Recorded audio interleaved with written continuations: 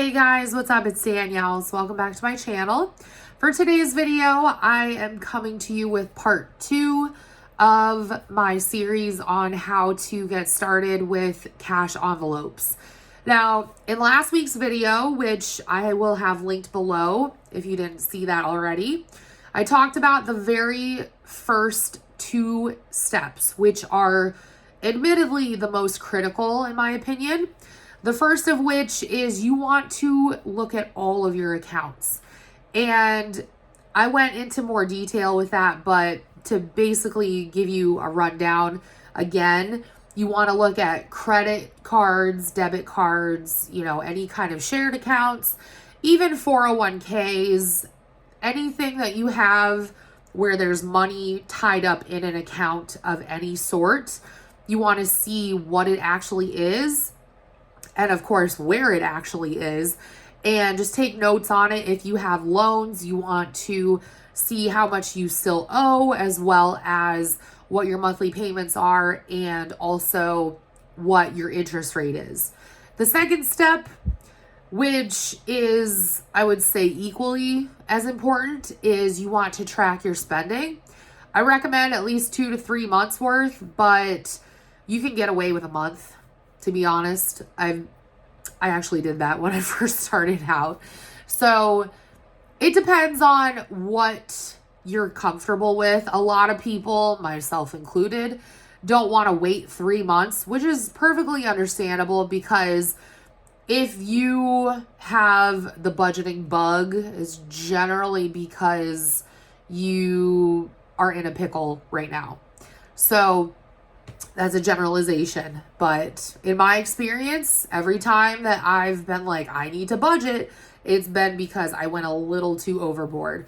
So again, those are the first 2 steps. They are critically important because you need to know where your money is, but you also need to know where it's going. So you know where it comes from. It comes from like your job, or I don't know, whatever kind of other situation you have. Maybe you have government assistance, or maybe you get an allowance or something from a spouse. Whatever your situation is, I'm not judging. I'm just saying, like, you probably know where your money is coming from, but you need to know where it's going in order to control it, if that makes sense. So the next part of this is you want to write down all of your bills. And I'm talking every single one. Now, the problem that a lot of people have, myself included, is that I'll focus on like rent, mortgage, HOA. I mean, obviously everybody's situation is different.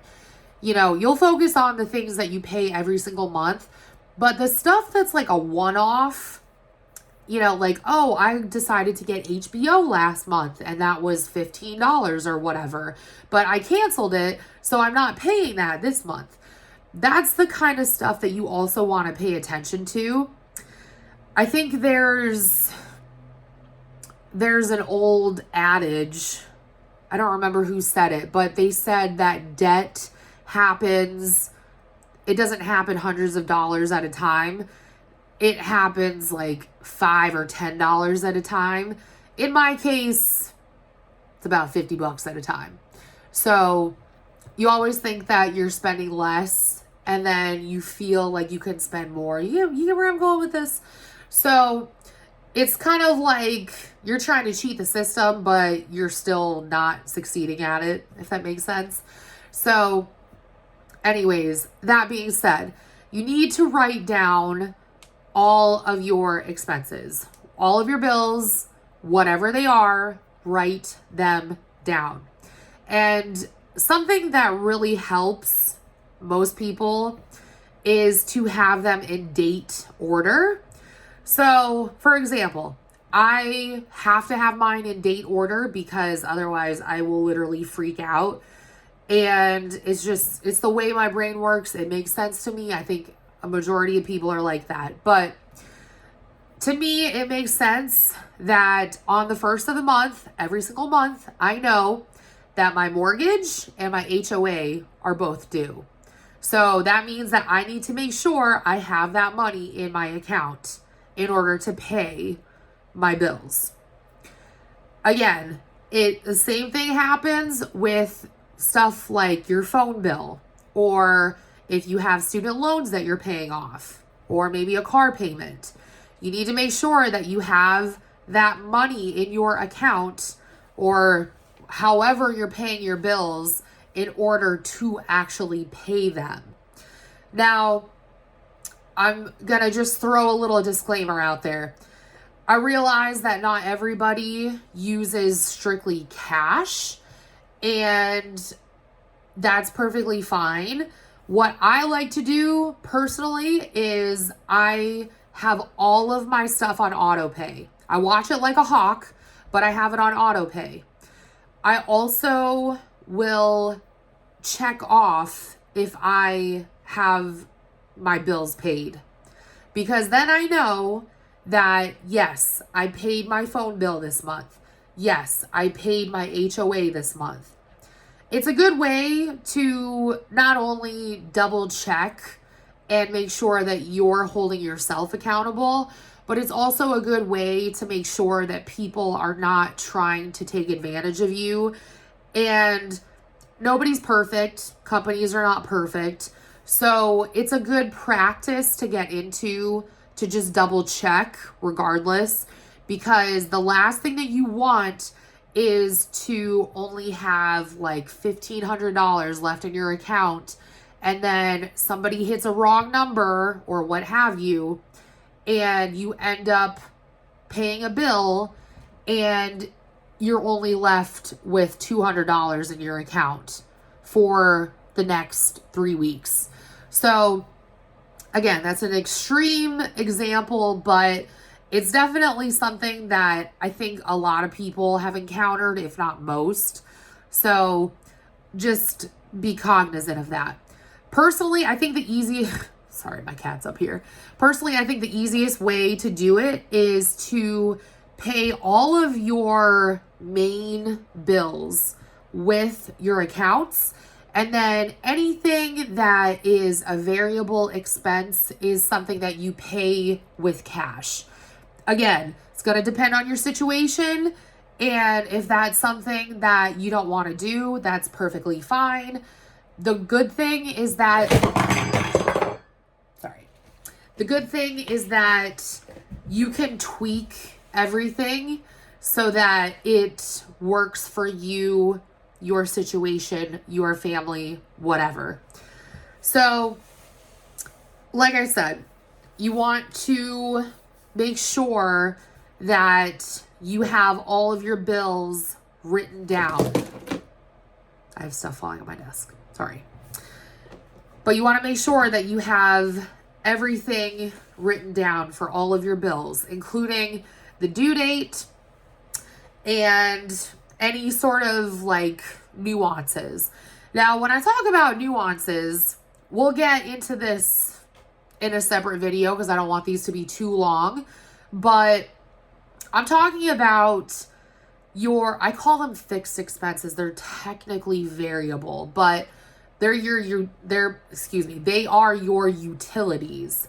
So utilities are a great example because generally they tend to fluctuate during the year based off of two different things. One is usage, so how often you use them.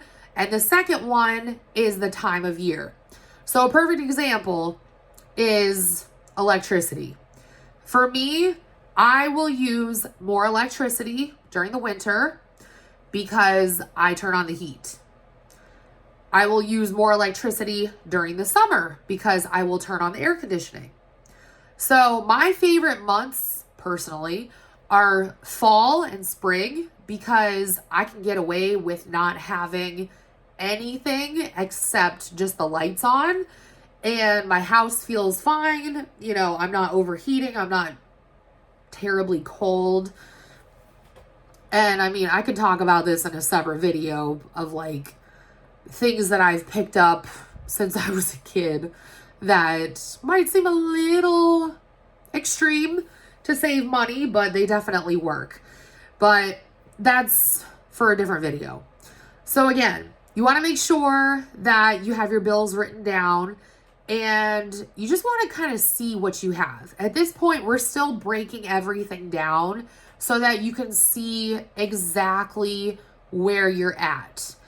And we'll get into some more technical stuff further on in this series, but I just want you guys to start with that and with the first two steps, because while it can be a lot of work, it's something to be said that if you are cognizant of where things are going, if you're self-aware, you know, there's an adage where it's like, you don't know where you're going until you know where you are. Something like that. So anyways, I'm going to leave you guys with that thought for this week. And again, we are not at the actual cash envelope step just yet, because you have to know where you're at and where you were to know where you're going. So next week, we will talk about the next step. So anyways, if you guys have any questions, let me know down in the comments below, or you can find me on Instagram. I always have it linked below.